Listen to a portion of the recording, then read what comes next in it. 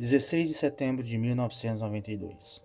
Os relógios de Londres marcavam o início da manhã, mas nos bastidores do Banco da Inglaterra, o clima era de pânico absoluto.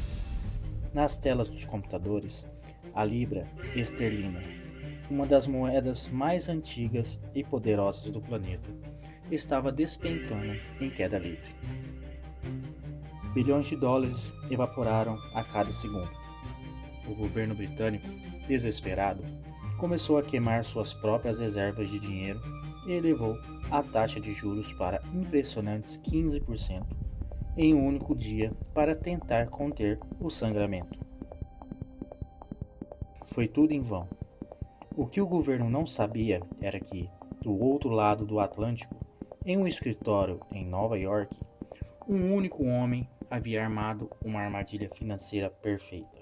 Seu nome? George Soros. Essa é a história real, detalhada passo a passo, de como a arrogância de um governo e a genialidade matemática de um trader resultaram na operação de US$ 1 bilhão que quebrou um país. Sejam bem-vindos ao universo da Bolsa. Para entender como Soros conseguiu essa façanha, precisamos voltar alguns anos no tempo. No final dos anos 80, a Europa estava tentando criar o que hoje conhecemos como o euro.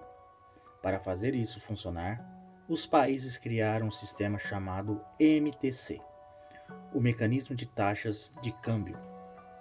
A ideia era simples: todas as moedas europeias deveriam flutuar juntas, mantendo um valor fixo em relação umas às outras. O ponto de referência desse sistema era o marco alemão, a economia mais forte da região. Em 1980, o Reino Unido decidiu entrar nesse grupo. O problema é que a economia britânica não estava bem. A inflação na Inglaterra estava alta e o desemprego subia. Pelas leis normais do mercado financeiro, quando a economia de um país vai mal, sua moeda se desvaloriza. Porém, por causa das regras do MTC, o Banco da Inglaterra era obrigado por lei manter a libra esterlina artificialmente cara, pareada com o marco alemão. O cenário para a tempestade perfeita estava montado. O preço real da libra era baixo, mas o preço oficial de tela era absurdamente alto. O mercado sabia disso, o governo sabia disso, e um certo fundo de investimentos em Nova York também. George Soros não era um trader comum de varejo que olhava apenas para pequenos gráficos de minutos. Ele era um investidor macroeconômico, o comandante do quarto Fund. Soros operava baseado em uma teoria própria chamada reflexividade, que basicamente diz que os mercados não são perfeitamente lógicos, mas sim moldados pela psicologia humana, pelos erros e pelos preconceitos dos governos. Soros percebeu que a Alemanha havia acabado de se reunificar e, para conter sua própria inflação, o Banco Central alemão começou a aumentar os juros. Isso forçou a Inglaterra a uma situação insustentável.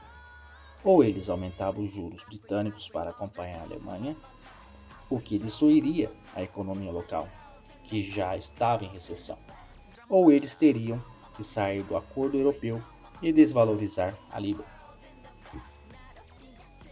Soros olhou para o primeiro-ministro britânico e para os diretores do Banco Central e percebeu um blefe. O governo inglês dizia publicamente que defenderia a libra a qualquer custo, mas Soros sabia que matematicamente o custo era alto demais, até para o Reino Unido. Em agosto de 1992, Soros deu a ordem para sua equipe. Ele não queria apenas fazer uma operação comum.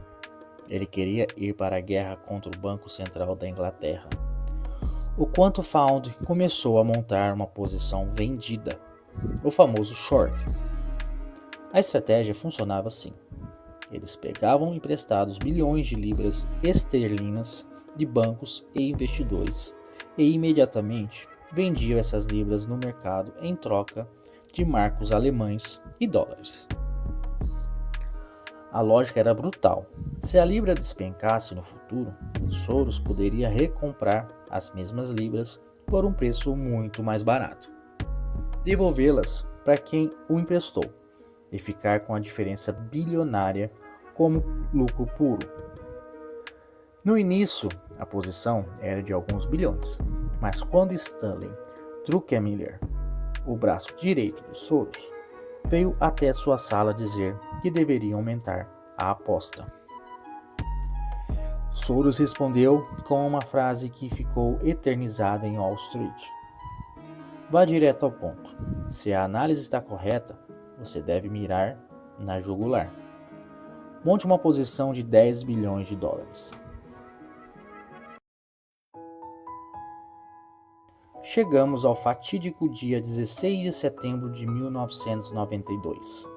Soros e outros grandes fundos despejaram tanta libra no mercado que a pressão de venda se tornou um tsunami. O Banco da Inglaterra tentou resistir. Logo pela manhã, eles compraram 1 bilhão de libras usando suas reservas internacionais, mas o mercado engoliu o valor em minutos. Desesperado, às 11 horas da manhã, o governo britânico anunciou um aumento brutal nos juros, subindo de 10% para 12%.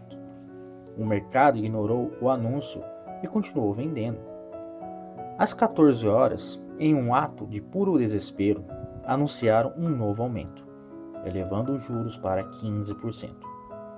Para um day trader ou investidor, juros de 15% em um país desenvolvido é um sinal claro de colapso. Soros assistia a tudo de Nova York, calmo, sabendo que o governo estava queimando dinheiro dos impostos do povo para tentar parar o inevitável. Às 19 horas daquela mesma quarta-feira, o primeiro-ministro John Major convocou uma coletiva de imprensa de emergência.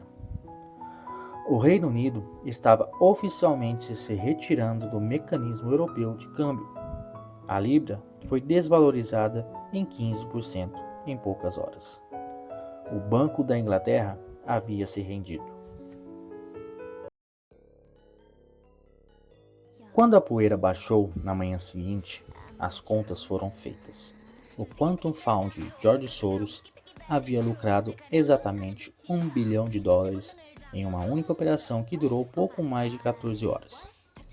Para a Inglaterra, aquele dia foi batizado a Quarta-feira Negra, um dos maiores fiascos financeiros da história do país. Para Soros, foi o dia em que ele provou que nenhum banco central, por mais poderoso que seja, consegue lutar contra a realidade das leis econômicas de oferta e demanda. No mercado financeiro e no trade, a maior lição que fica dessa história é: nunca lute contra a tendência principal do mercado e nunca deixe o orgulho guiar o seu gerenciamento de risco. Se você quer dominar a mente dos grandes players e entender os bastidores da bolsa de valores através de grandes documentários, inscreva-se no universo da bolsa e ative o sininho. Deixe nos comentários: você teria coragem de Soros para segurar um trade desse tamanho? Até o próximo vídeo.